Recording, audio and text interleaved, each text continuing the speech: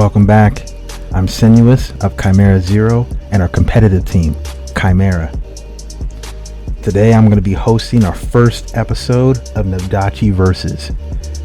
And today in our episode we're going to be going Nodachi versus Poleaxe.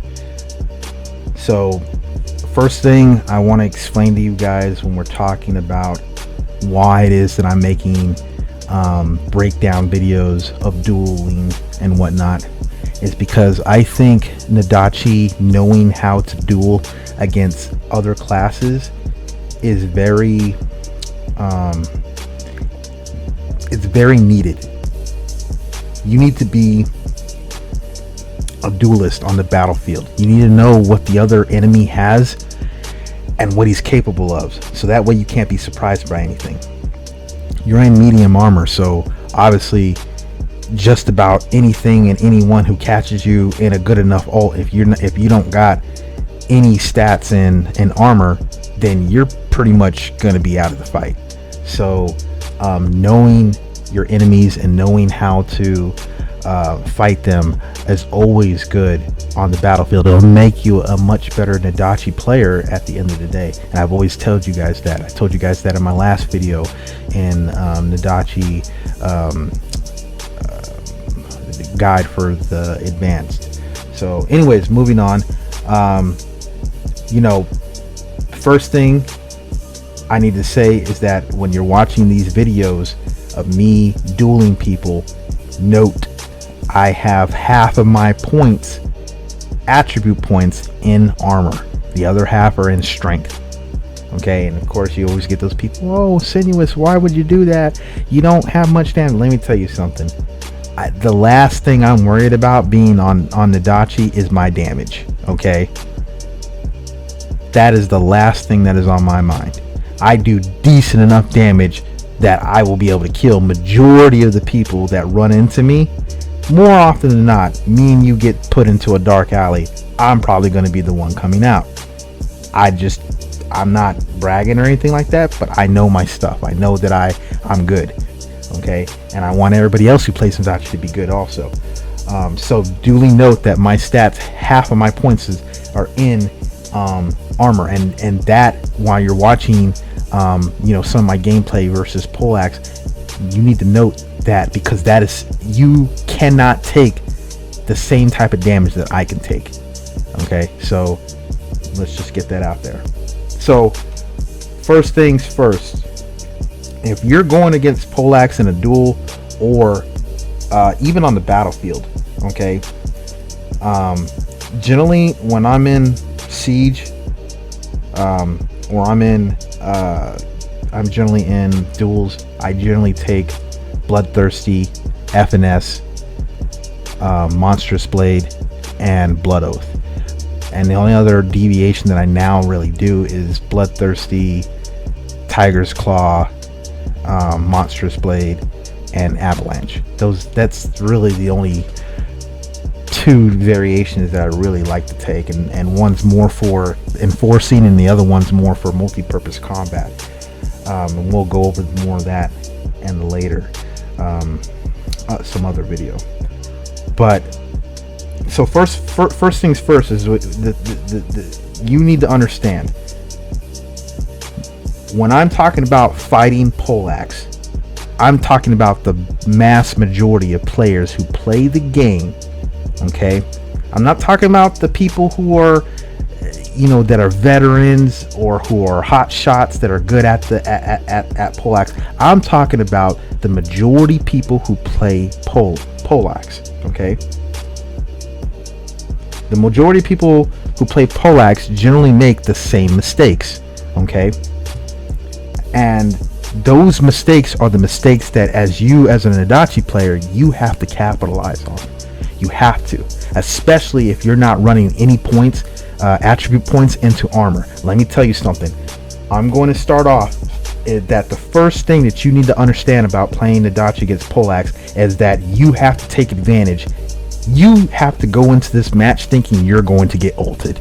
Okay, with Poleaxe, that is a guarantee. Generally speaking, that is a guaranteed that you're gonna go into this match thinking I'm getting ulted by them. Okay, that is the first thing that needs to be on your mind. Now, how to turn it around is that most Poleaxe players make the same mistake. Okay, and this is regardless if they do the animation canceling or they don't do the animation canceling. They try to get the most damage as they can possible before you get up, and that is where their mistake is. Okay, if you are running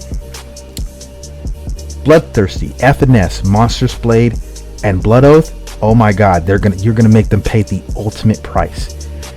Okay, you need to have your little tiny little dot circle put on them, because sometimes they might roll behind you if they do the animation canceling to start doing Bekti Corbin or whatever it's called, and or they might just stay in the animation for the full length thing, and it might be in front of you. Either way, you need to have your thing pointed on them, so that way you can already be in the direction of where you're going to drive your Bloodthirsty. And I'm talking about the minute you can move, the minute you are able to move, you need to hit them with Bloodthirsty as soon as possible, because 9 times out of 10 they are not going to be blocking, and if they get caught, they kind of have a way of getting back up, but more than likely they're blowing up all their stuff on you in order to get as much damage as possible, and that's where you're going to make them pay. Because if they blow anything that they don't have any type of anti-CC to get back up, oh my god, you're getting ready to blow up their life. Okay, so blam, Bloodthirsty into FNS, okay, into Blood Oath, back into Bloodthirsty, back into FNS. Okay, if you hit this correctly and you hit them with all the abilities, this is automatically will put you in Bloodbath. Automatically should put you in Bloodbath, which means you're getting ready to heal for all the life that he pretty much just took. You're getting ready to heal all that life right back. Okay, and that is the point that you have to capitalize on. You have to capitalize on the fact that the mass majority of the intermediate players are not going to just take the damage that they can get and just be happy with it and then go into blocking. They're not going to do that, because if they were blocking, let me tell you something, you'd have a whole nother problem. They block your Bloodthirsty, this whole thing is shut down. Let me tell you, you're going to have problems after that. You need to go into defense mode. You cannot get hit with anything else. Okay, and mind you that while you're fighting, even after you hit that, basically all that is done, if they're good and they put a good amount of points in the armor, half the points in armor and or even 40% of their points in the armor, that's only going to knock them maybe down to 40% life. Okay, it's probably only going to knock them down to about 40% life. Well, I mean, not 40%. They'll have 60% of their health. You've only taken 40% of their life. Let's say it like that. Okay. So, with that being said, you need to understand that you need to take evasive measures and play good and capitalizing in all the openings that you can get. But at the same time, you do have a clock counter on you, and why I say that is because you have to understand, you have to beat them before they get their ultimate back up. You do not want to get hit by that ultimate again. Okay, you do not, because chances are you're not going to be at full life. And I can tell you right now, if you don't have points in the armor and you already got hit by that one once and you're not back at full life when he hits you again, oh my god, he's getting ready to blow up your life. Okay, you're probably going to be dead, or you're going to be close to being dead. Okay, so, and more than likely they learn from their second time. You cannot give them a second time and watch you and saw what you did the first time, give them the second time. Okay, like now I know to block your Bloodthirsty now. Okay, that's what you don't want. You do not want that happening. Okay, and that is the biggest point to playing against Poleaxe. You have to capitalize and know, okay, I got hit by that. Cool. Now I'm going to put you in my own rotation and I'm going to give it to you. Okay. There are other ways to go about it, but this is the best way. The safest way to play is with the skill set, the first skill set that I told you to go with, which is Bloodthirsty, FNS, Monstrous Blade, and Blood Oath, because it's just overall you have anti CCs, okay, for everything. The only thing that you can't get out of is chokes and whatever the other one is, okay. You can't get out of chokes, but for everything else, concusses and all that stuff, that build will pretty much get you out of everything, so it's pretty much safe.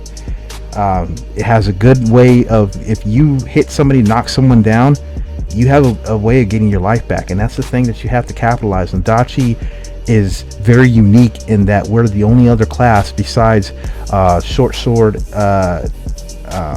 long sword and shield that can basically heal themselves. Okay, so with that being said, the only other thing that you have to focus on after you hit them with your first rotation, after you've been ulted by them and you get, bloodbath, you're in bloodbath, you need to utilize your movement and speed tactics. Understand that there's a huge differential in his attacks versus your attacks. His attacks are going to be a lot slower than yours. Yours are going to be very fast, very fluid, very a little bit more linear than his. But linear is not always bad. Linear can mean that they're simplistic, so simplistic that it's harder, not saying harder to read, but they come out fast. And that's a good thing when you're talking about what we're talking about. When you're talking about fighting a class that's much slower, than you can utilize that to kind of do stuff, because a lot of times they'll be throwing out moves and they're not even hitting me with those moves. I'm already got back, rolled away, rolled to the left, rolled back, rolled to the right, whatever. I'm already not near them by the time they start activating moves,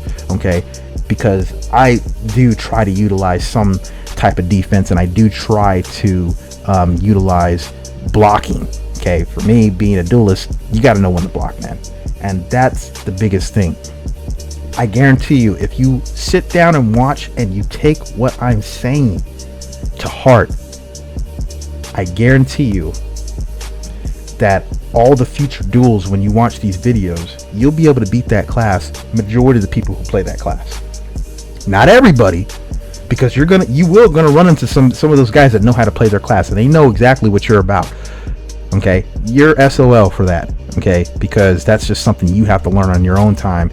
This right here is going to help give you a quick fix in order to make sure that you're battle ready and you're in a constant state of readiness when it comes to dueling and fighting other classes in the battlefield. Trust me, it happens. It happens. There.